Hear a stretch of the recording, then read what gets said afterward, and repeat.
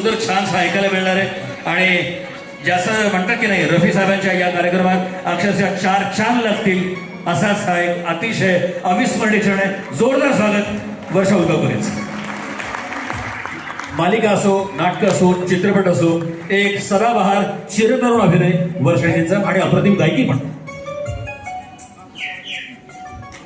आणि अर्थातच येतात जी तुझे प्यार करते हे करते रहेंगे की दिल बन के दिल में धडकते रहेंगे असं जिने स्वतः सिद्ध केलेलं आहे. कारण ती आली, तिनं पाहिलं, तिनं जिंकलं आणि सर्वच काही तिचं झालं असं जिने सिद्ध केलं ते अर्थातच स्वतःच्या अभिनयामधून ब्रह्मचारीमध्ये जिने सर्वप्रथम अतिशय धाडसाचा रोल करत मराठी नाट्यसृष्टीला दाखवून दिलं की ती ब्रह्मचारीमध्ये बिकिनी घालून सुद्धा रोल करू शकते.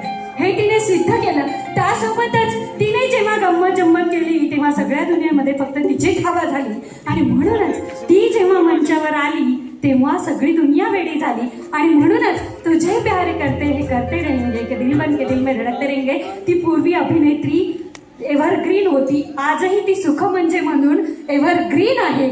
आणि बस वर्षा हे नाव जसं वर्षा चिरतरुण असते तशीच ती आहे. आणि म्हणूनच एकदा रसिक प्रेक्षकांना मी म्हणेल की आमच्या विनंतीला मान देऊन वर्षाताई मंचावर आली आहे आणि अर्थातच इतकं छान गाणं ती सादर करते गफारबाई बरोबर. एकदा जोरदार टाळ्यांचा कडकडाट वर्षाताईसाठी होऊन जाऊ दे. थँक्यू शोभाजी, थँक्यू. ऐकूया सारे बेदाब हैं इस पल के लिए. एकच सर्व मित्रांना नमस्कार, सख्यांना नमस्कार.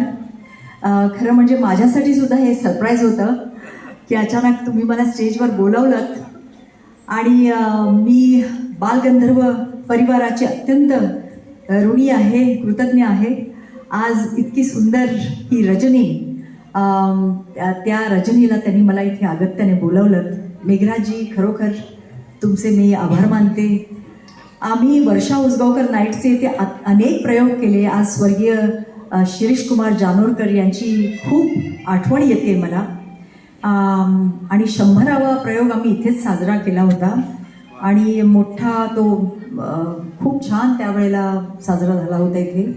तसंच संदीप पाटील जे निवेदक होते अनेक माझ्या कार्यक्रमांचे आणि अतिशय छान असे कार्यक्रम आम्ही इथे केलेले आहेत. त्या सगळ्या आठवणी मनात आता रुंजी घालतायत.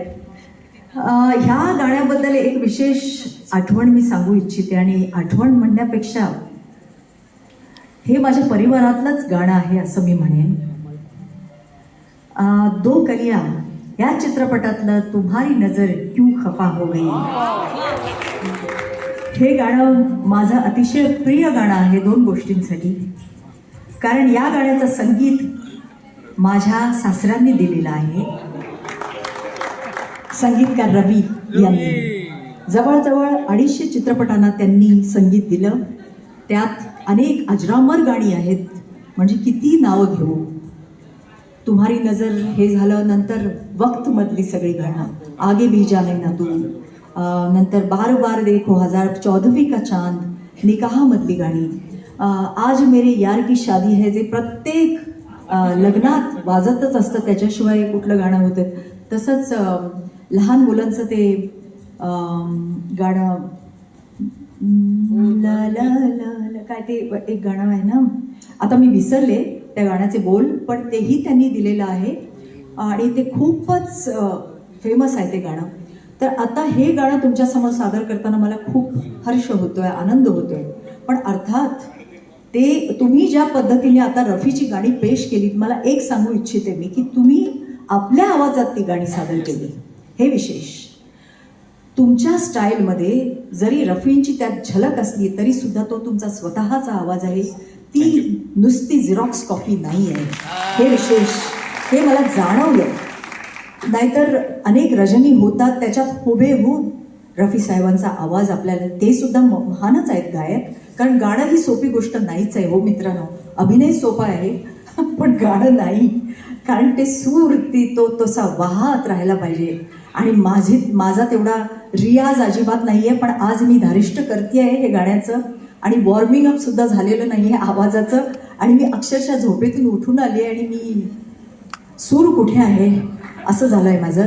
त्यामुळे हा सूर आहेच आणि त्याचा हात धरून मी तो सूर पुढे न्यायचा प्रयत्न करीन आणि ते प्लीज गोड मानून घ्या, कारण माझ्या सासऱ्यांच्या आदरासाठी आणि तसंच रफी साहेबांना सलाम म्हणून हे गाणं सादर करते.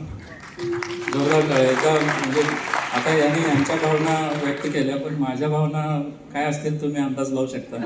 कारण मी निघाले या गाण्यापासून जे त्यांना आम्ही पाहत आलेलो आहोत ते आत्ता या टी व्ही सिरियल्सच्या मोठ्या स्क्रीनवर वगैरे सगळं काही पाहून झालेलं आहे. आज त्यांच्या बाजूला उभं राहायची मला संधी मिळते. माझ्या फॅन्स लोकांना जरा जोरदार टाळ्या होईल. हा माझा नाही, हा तुमचा सगळ्यांचा सन्मान है. टाळ्यांचा वर्षाव. हमारे साथ हैं चिंतन मोड़ा साहब, अमन भाई, आसिफ खान इनामदार और अर्शद गंगोटे साहब. इनके साथ हम इस गीत को कोशिश कर रहे हैं.